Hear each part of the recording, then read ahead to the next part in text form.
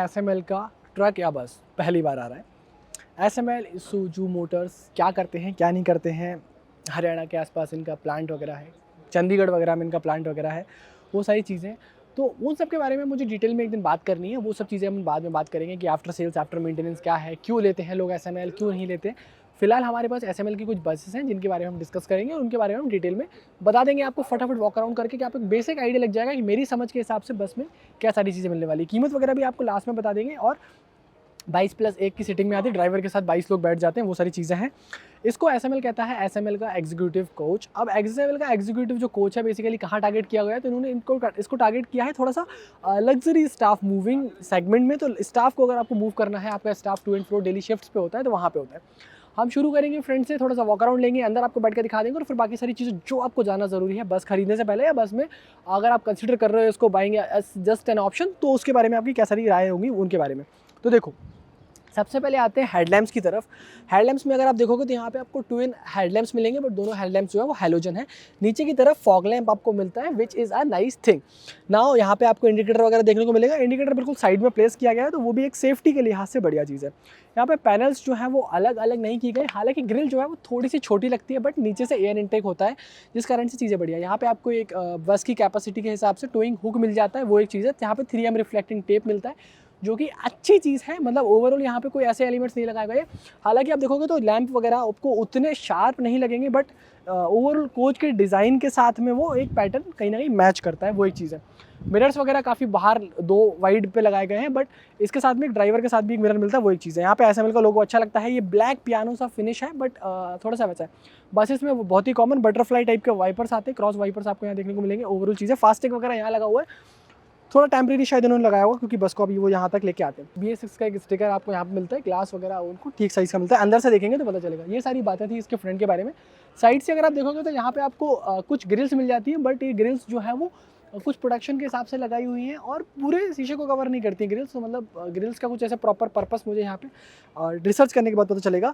SML ने यहाँ पे व्हील कैप्स लगाए हैं, वो जो कि एक अच्छे लग रहे हैं, मतलब बस को दिखाने के लिए डिस्प्ले कर रहे हैं, तो व्हील कैप्स लग रहे हैं। ये लोग C8 का टायर यूज़ करते हैं और ये 825/16 का टायर है।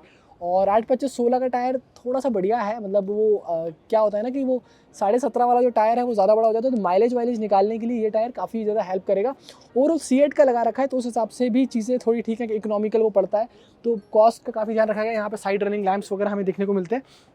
यहाँ पे एग्जीक्यूटिव ALX की बैजिंग है और यहाँ पे इमरजेंसी में अगर आपको डोर वगैरह ओपन करना है, प्रेशर को आपको रिलीज़ करना है, तो प्रेशर रिलीज़ यहाँ से हो जाता है, वो सारी चीज़ें हैं। यहाँ पे जो है आपको एक छोटा सा कंपार्टमेंट मिलता है, इसके अंदर जो है वो क्या होने वाला है, तो यहाँ पे आपकी स्टेपनी वगैरह रखी हुई, तो स्टेपनी जब आप खोलोगे तो यहाँ से आप रॉड वगैरह लगा सकते हो और स्टेपनी को डाउन कर सकते हो, स्टेपनी यहाँ से निकाल सकते हो। बेसिकली ज़रूरत नहीं पड़नी चाहिए क्योंकि इंटरसिटी मूवर है, वो सारी चीज़ें हैं। पीछे की तरफ आपको डुअल टायर्स ही मिलते हैं, यानी कि 6 टायर की ये जो है बस है। पीछे की तरफ आपको लीफ स्प्रिंग सस्पेंशन मिलेगी, क्योंकि बहुत ही एक बजट सेगमेंट में एक इकोनॉमिकल वे में रखा गया है और बहुत हाई उसके लिए नहीं रखा गया कि बहुत ज़्यादा हाई डिमांड्स है या फिर हाई परफॉर्मेंस के लिए रखा गया। स्कूल सेगमेंट में लग्जरी सेगमेंट के हिसाब से अगर उसको अंदर की तरफ थोड़ा लग्जरी बनाने की कोशिश की गई, बट बेसिक एलिमेंट्स डाले गए ताकि मेंटेनेंस वगैरह में ज़्यादा दिक्कत ना आए कि अगर आपका मान लो स्टाफ मूवर बस है तो बहुत डाउन टाइम ना रहा या कोई ऐसे पार्ट्स ना लगाएं जो कि बहुत कॉम्प्लिकेशंस क्रिएट कर दें। यहाँ पे एग्जीक्यूटिव का जो है रेडियम वर्क किया गया है, ये 3M रिफ्लेक्टिंग टेप मिलता है। ऊपर की तरफ एसएमएल ईसूजू लिखा हुआ है, वो सारी चीज़ें हैं। यहाँ पे ऊपर की तरफ आप अपना जो है प्लेट वगैरह प्रिंट करा सकते हो। पीछे की तरफ से बॉडी कर्व डिज़ाइन लगता है, थोड़ा सा फाइबर एलिमेंट्स यूज़ करे गए हैं, फुल मेटल यहाँ पे नहीं लग रहा है। एसएमएल का ब्रांडिंग है। अब क्या कुछ चीज़ें मिलती है इन्होंने यहाँ पे हाईलाइट किया हुआ है, तो ABS मिल जाते हैं यहाँ पे आपको, रिक्लाइनिंग सीट्स, AC मिलता है, LCD मिल जाती है, ब्रांड फिल्म चला सकते हो या कोई और फिल्म चला सकते हो अगर 1-1.5 घंटे का रास्ता भी है तो। ऑटोमेटिक डोर मिलता है, न्यूमेटिक डोर मतलब मिल जाता है, इंडिविजुअल लाइट्स और मोबाइल चार्जिंग पोर्ट वहाँ पे मिलते हैं। फूट जो है इसका लॉक है तो हमें अभी यहाँ पे नहीं खोल रहे हैं, बाकी हैंडल वगैरह यहाँ पे मिलता है। नंबर प्लेट के लिए एक छोटा सा लैंप यहाँ पे दिया हुआ है। लाइट्स वगैरह देखोगे तो अच्छी लग रही है पीछे से।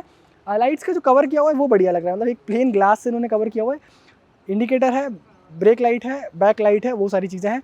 पीछे की तरफ रिवर्स पार्किंग, बजर्स वगैरह, सेंसर्स वगैरह, वो सारी चीज़ें दे रखी हैं जिससे बजर अंदर बचता है। पीछे की तरफ एक इंफ्रारेड कैमरा, आप चूँकि बसेस में ऑलमोस्ट स्टैंडर्ड हो गया, बैक करते टाइम वो थोड़ी प्रॉब्लम रहती है, तो वो प्रॉब्लम ना हो इस चीज़ में बताया गया है। ओवरहंग की बात करेंगे, पीछे से ऊंचाई वगैरह की बात करेंगे तो सफिशिएंट दे रखी है, मतलब ऐसा कोई ऐसा प्रॉब्लम नहीं आएगी।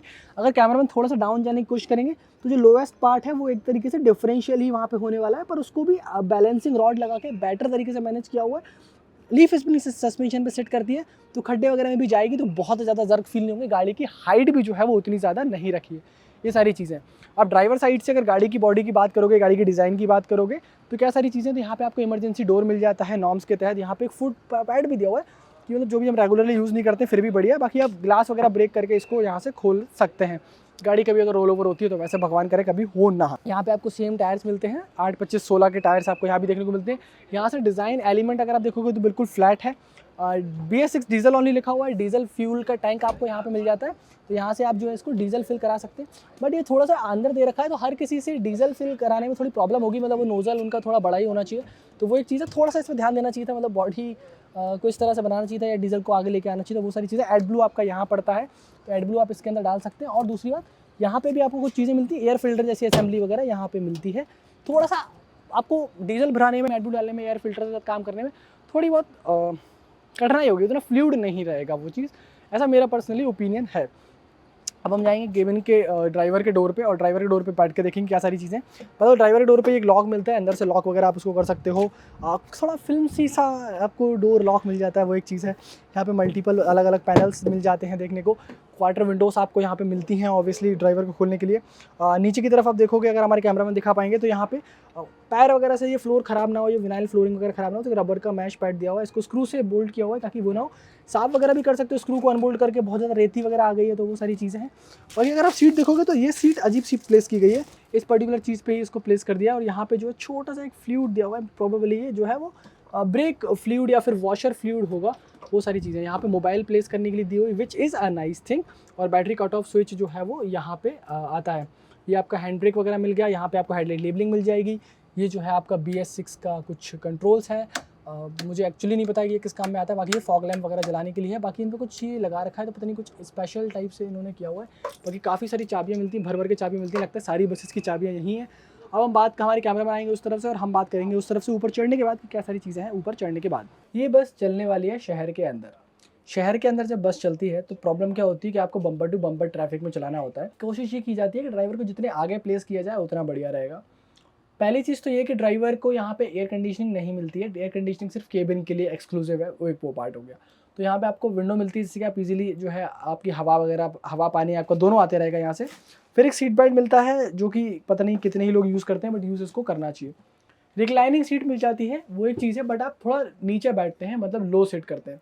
16 इंच के टायर पर सीट करते हैं तो 16 इंच के टायर के हिसाब से नीचे होना भी चाहिए, वो एक चीज़ है। दूसरी चीज़, डैशबोर्ड उतना स्लैंटिंग है तो आपको नीचे का भी थोड़ा दिख जाता है। बाकी ये वाला जो मिरर है और ये वाला जो मिरर है, इनकी प्लेसमेंट बहुत बढ़िया है। मतलब इनसे आपको प्रॉपर दिख जाएगा। और यहाँ का जो प्लेसमेंट है, इससे आपको बस के अंदर की हलचल भी दिख जाएगी, कोई उतर रहा है या चढ़ रहा है, तो वो सारी चीज़ें। यहाँ पे आपको सन ब्लाइंड दिया गया है जिससे कि आप जो है सन को अगर रोकना है, आपको बिल्कुल एकदम सामने से आ रहा है, तो वो सारी चीज़ें। नीचे थोड़ा सा बैठते हो वो मुझे थोड़ा सा लग रहा है। बाकी मैंने फूट वगैरह आपको दिखा दी थी। स्टीयरिंग व्हील उतना बढ़िया नहीं है, मतलब पकड़ने में फीलिंग नहीं आ रही है। इसलिए स्टीयरिंग व्हील ऐसा होना चाहिए, थोड़ा सा आपका रिच होना चाहिए। मैं ये नहीं कह रहा हूँ कि कारों से कंपेयर नहीं कर रहा हूँ या कोई और दूसरी बस से कंपेयर नहीं कर रहा हूँ, बट फिर भी ये थोड़ा सा वर्क कर सकते हैं। इनफैक्ट SML का लोगो भी जो है वो थोड़ा सा बेटर कर सकते हैं। यहाँ पे आपको बहुत ही चिंटू पिंटू सी कंट्रोल्स मिलते हैं, और इनकी क्वालिटी जो है वो बहुत ही मैनुअल सी लगती है। मतलब मैनुअल होना है बट ये टिक टिक ये आप सुन सकते हैं, मतलब अजीब सा मुझे लगता है। तो ये वाइपर के लिए कंट्रोल्स हैं, 2 सेटिंग में वाइपर मिलते हैं इसके। ये आपके लाइट की कंट्रोल्स हैं, तो यहाँ से आप जो है लाइट वगैरह चला सकते हैं, इंडिकेटर वगैरह दे सकते हैं, बट ये मुझे बिल्कुल पसंद नहीं आते हैं। मतलब अजीब सा ही इसका दे रखा है। इंस्ट्रूमेंट क्लस्टर और डायल्स की बात करें तो बढ़िया है, काफ़ी बेहतर तरीके से डिस्प्ले करता है उन चीज़ों को। स्पीड दिखाता है, आपको RPM वगैरह दिखा देगा, टेम्परेचर और फ्यूल दिखाता है। ये सारी चीज़ें जो है आपकी एनालॉग तरीके से आती है। फिर आप बात करोगे अगर डिस्प्ले की, तो डिस्प्ले में आपको एडब्लू वगैरह, टाइम वगैरह गाड़ी का क्या हो रहा है, कितने किलोमीटर चलिए, ट्रिप वगैरह कैसी रही है, वो सारी चीज़ें मिलती है आपको। 5 स्पीड का गियर बॉक्स मिलता है, which is a nice thing. क्यों नाइस थिंग है? क्योंकि सिटी में चला रहे हो आप तो 5 स्पीड 4 स्पीड में थोड़ा सा ठीक रहेगा। नाउ हमारे कैमरामैन अगर यहाँ दिखाएंगे तो मैं कुछ बटन्स की तरफ फोकस कर सकता हूँ। यहाँ पे आपको ड्राइवर की लाइट्स मिलती हैं, यहाँ पे आपको रूफ लाइट्स मिल जाती हैं, इमरजेंसी का स्विच है, फुट स्टेप की लाइट जलानी है, स्पेयर फैन जो ड्राइवर के पीछे लगा होता है उसकी बात चल रही, तो वो सारी चीज़ें हैं। यहाँ पे आपको कुछ डमी स्विचेस वगैरह मिल जाते हैं जिनका कोई काम नहीं है, LED वगैरह लगा रखी है पीछे, तो उसके लिए नाइट लैम्प वगैरह, डोर वगैरह, और डोर न्यूमेटिक मिलता है तो ओपन क्लोज आप यहाँ से कर सकते हो। AC आपने एक पर्टिकुलर टेम्परेचर पर सेट कर दिया, उसके बाद आपका केबिन जो ठंडा रहेगा, वो सारी चीज़ें यहाँ पे हैं। एक छोटा सा tool box type key thing यहाँ पे आपको मिलती है। डैशबोर्ड मैंने बताया था स्लैंटिंग सा ही है, कोई बहुत ज़्यादा चीज़ें नहीं है। स्टीयरिंग स्टीयरिंग व्हील वगैरह मुझे उतना पसंद आया नहीं था। और अगर बात करोगे आप इसकी इंस्ट्रूमेंट क्लस्टर की, तो मैंने बताया था कि यहाँ पे क्या सारी चीज़ें वहाँ पे आपको मिलती हैं। और पीछे जो आपका कैमरा लगा हुआ है रिवर्स पार्किंग कैमरा, वो यहाँ से ऑपरेट होता है, मतलब यहाँ से वो सारी चीज़ें आपकी यहाँ पे दिख जाती हैं। ओवरऑल ये सारी चीज़ें हैं इस बस के बारे में, मतलब यहाँ ड्राइवर के डोर से। और ये आपको मोबाइल चार्जिंग का पोर्ट वगैरह एक मिल जाता है जो कि USB बेस्ड है, डायरेक्ट आप अपनी केबल लगा के यहाँ से चार्ज कर सकते हैं।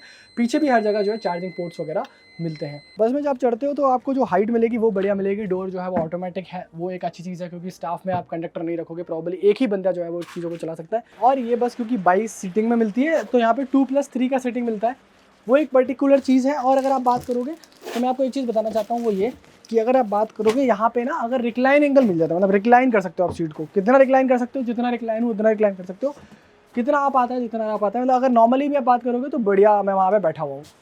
ओवरऑल नीचे की फ्लोरिंग की बात करोगे तो आपको विनाइल फ्लोरिंग मिल जाता है, एंटी स्किड है ये फ्लोरिंग, वो एक अच्छी चीज़ है। हैंडरेस्ट वगैरह मिल जाते हैं, कंफर्टेबली बैठ सकते हो। बहुत बल्कि कोई आदमी बैठेगा, मतलब 125 kg का अगर बहुत बंदा आदमी बैठेगा तो पीछे की तरफ बैठा सकते हो आप, या फिर मतलब थोड़ा सा एडजस्ट करके बैठना पड़ेगा। दूसरी बात, अगर आप यहाँ देखोगे या मेरे कैमरा में थोड़े से पीछे जाएंगे और दिखाएंगे, तो यहाँ पे बहुत बड़ा हम्प नहीं है, यहाँ पे बहुत बड़ा हम्प नहीं है। वो एक पर्टिकुलर चीज़ अच्छी है इस बस के बारे में कि यहाँ पे बहुत ज़्यादा हम्प नहीं रखा हुआ है। कमानियों के ऊपर हमने देखा है, अक्सर लीफ स्प्रिंग्स के ऊपर देखा है हमने, बहुत बड़ा हम्प आ जाता है, जो कि हमारा वो पूरा का पूरा फेंडर को कवर करने के लिए होता है। वो सारी चीज़ें नहीं है। फुट रेस्ट वगैरह आप देखो, यहाँ पे फुट रेस्ट वगैरह मिलते हैं।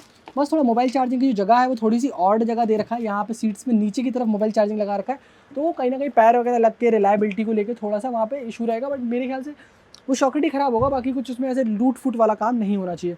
मैंने बताया हेडरेस्ट वगैरह मिलता है। पॉलीथिन लगी है, सीट का फैब्रिक मैं फील नहीं कर सकता हूँ, टच भी नहीं कर पा रहा हूँ, बट आप ये समझ लीजिए कि जो सीट का फैब्रिक है वो रेक्सिन टाइप से दिख रहा है, मतलब अच्छा दिख रहा है। ऊपर की तरफ मुझे एयर वेंट्स मिलते हैं, और अच्छी बात ये है कि यहाँ पे अगर सिंगल सीटिंग पे भी आप बैठे हो तो ड्यूअल एयर वेंट्स मिलते हैं, आपको रीडिंग लैंप्स मिलती हैं।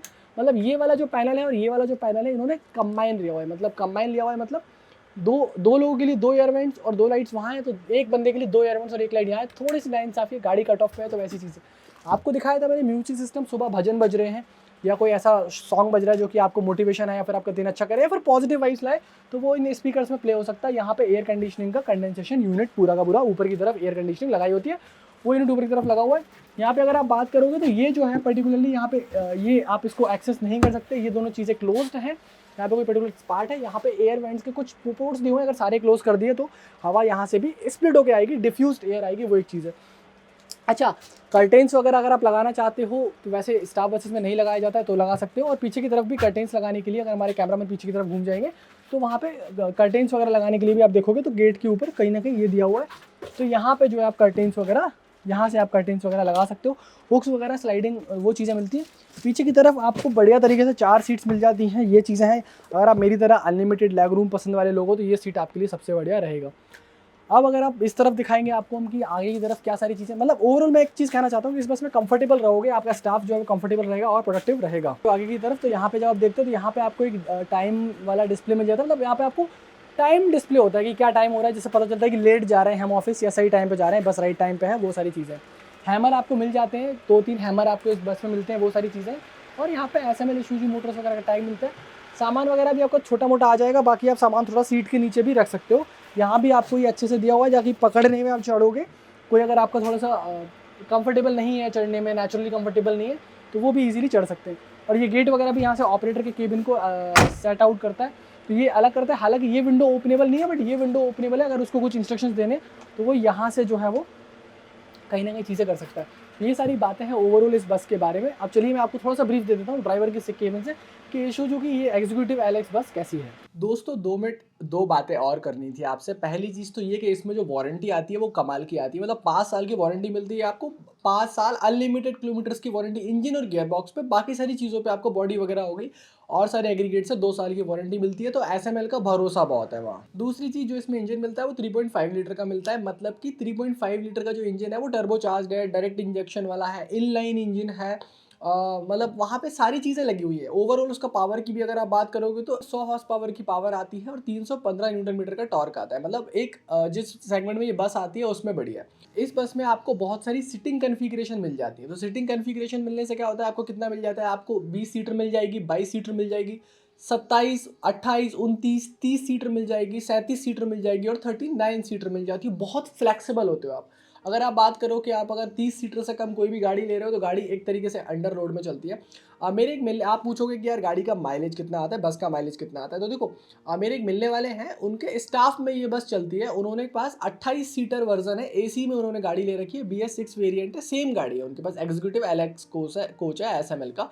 तो मेरे को माइलेज का क्यूरियोसिटी था, तो मैंने उनसे पूछा कि आपको माइलेज वगैरह क्या मिल रहा है, तो उन्होंने मुझे बताया कि यार हमने कभी ऐसा नापा नहीं, क्योंकि वो एक बार पूरा डीजल भरा देते हैं और फिर वो हफ्ते टू हफ्ते उनका रोलिंग में रहता है, क्योंकि 90 लीटर का डीजल टैंक आता है, तो उनकी गाड़ी इतनी रन नहीं करती।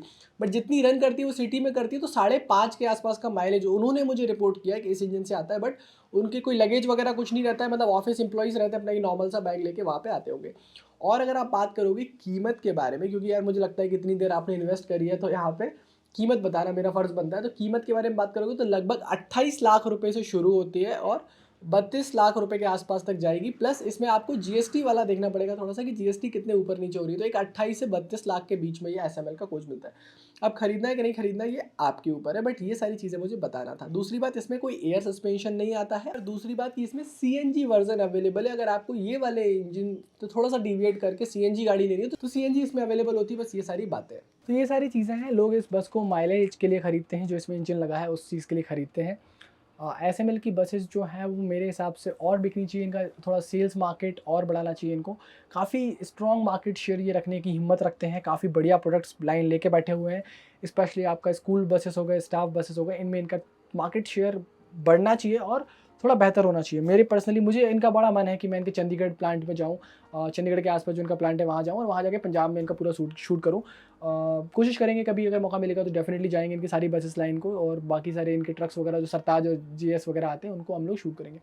फिलहाल इस बस के बारे में इतना ही दोस्तों, उम्मीद कर रहा हूँ वीडियो पसंद आया होगा। वीडियो पसंद आया तो लाइक शेयर सब्सक्राइब कर सकते हो, फ्री है आपके लिए। तब तक के लिए हेलमेट पहनिए, सीट बेल्ट पहनिए, सुरक्षित चलिए, इंश्योरेंस वक्त से पहले रिन्यू कराइए, ट्रैफिक पुलिसमैन से बेवजह मत झगड़िए, और मिलते रहिए मुझे ऐसे ही वीडियोज़ में। सब्सक्राइब कर लीजिए और लाइक्स कर सकते हो, शेयर कर सकते हो।